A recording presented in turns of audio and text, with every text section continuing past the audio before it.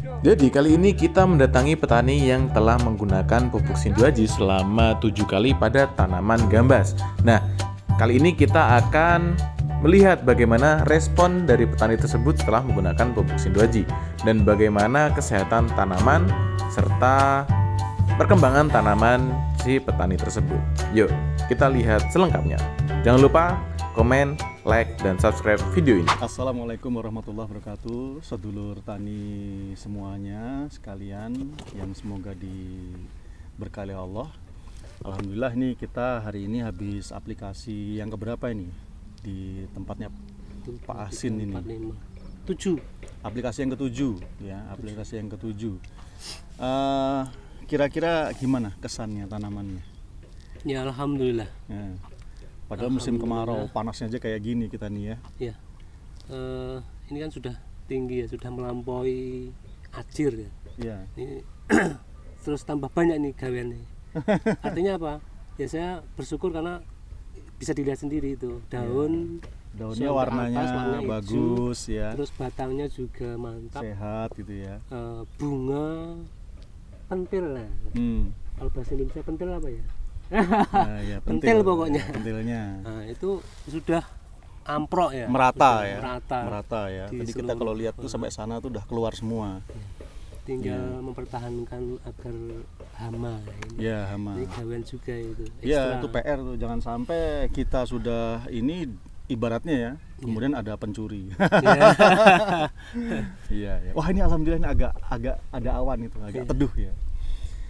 Nah, kalau sudah usia seperti ini, biasanya petani kan sudah nggak ngasih pupuk ya, gitu kebanyakannya. Tapi kalau saya tetap menyarankan buat sedulur sekalian juga, meskipun tanaman sudah seperti ini, itu tetap Sinduaji itu tetap digunakan. Kenapa? Karena itu nanti akan membantu pengisian ya. Jadi buah itu bisa lebih jadi gitu dengan penggunaan Sinduaji gitu ya.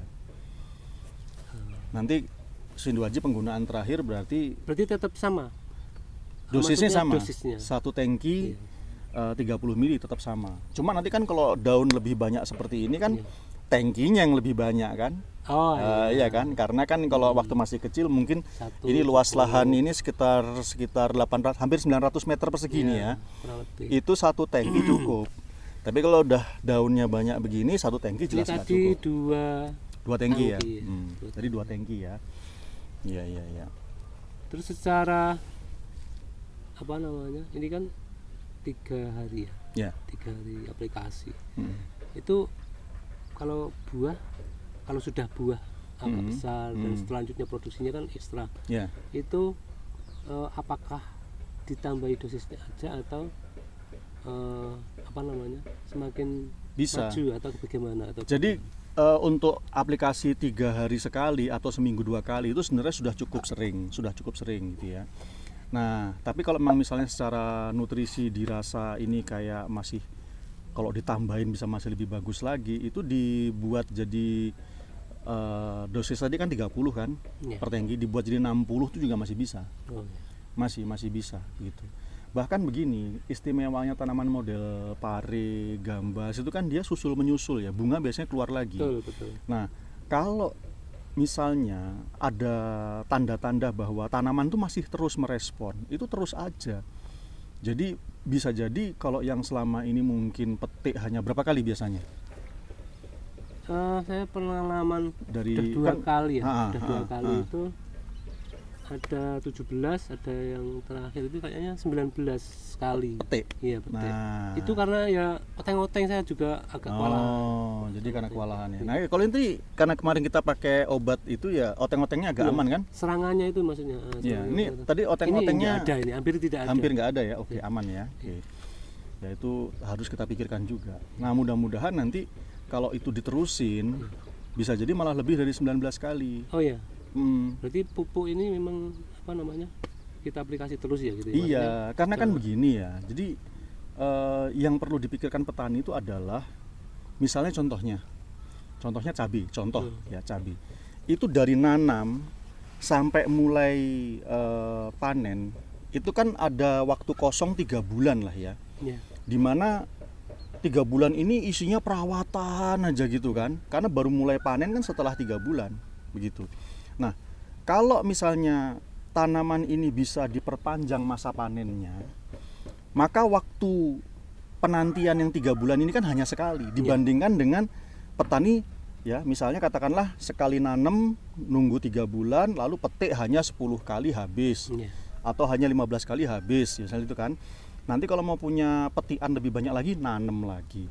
Kenapa nggak misalnya dibuat ya, tanaman dibikin sesehat mungkin sehingga petikan ini bisa sampai 60 kali, 70 kali lebih seperti itu, sehingga masa penantian yang 3 bulan ini hanya sekali gitu.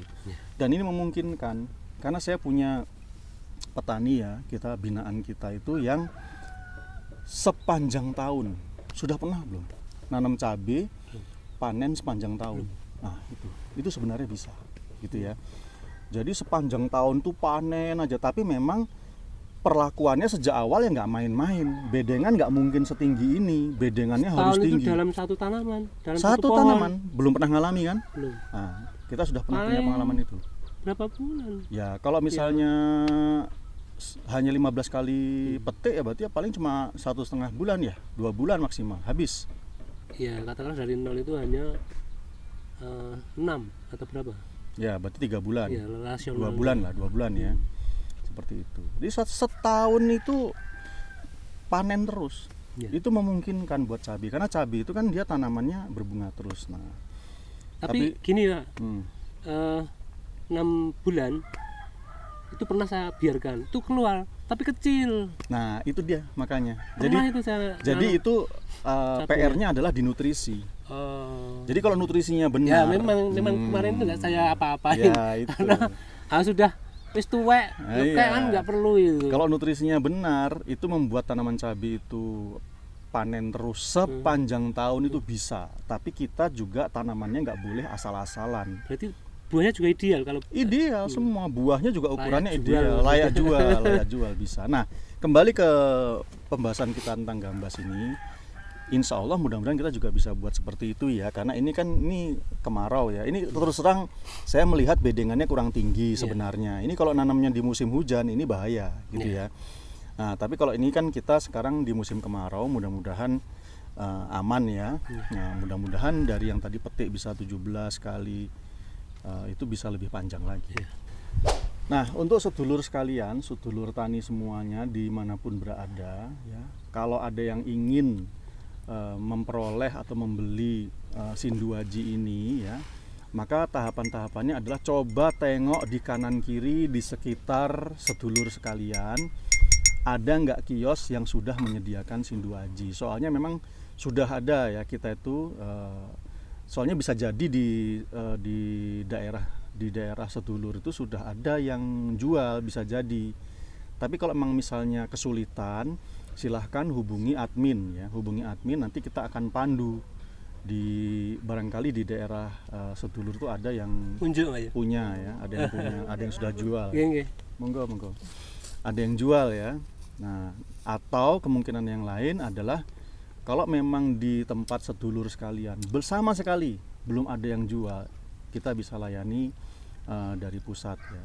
Dan bagi yang kepingin menjadi reseller juga silahkan untuk menghubungi admin yang ada tercantum di deskripsi. Oh ya, satu lagi, tahu nggak bedanya penembus sama perekat? Tahu nggak bedanya? Kan kalau petani biasanya untuk nyemprot itu ya karena takut ke ke basuh ya, tercuci oleh air hujan. Biasanya kan nyemprot insektisida kan dicampuri perekat atau penembus kan. Nah, penjenengan tahu nggak bedanya perekat sama penembus? Ya, penembus jelas secara nasional itu tembus. Ya. Kalau perekat ya merekat. Cuma selama ini kan yang saya pahami hanya perekat gitu. Nggak bisa nembus. Perekat itu kalau sudah merekat nanti alami masuk sendiri. Nah, betul.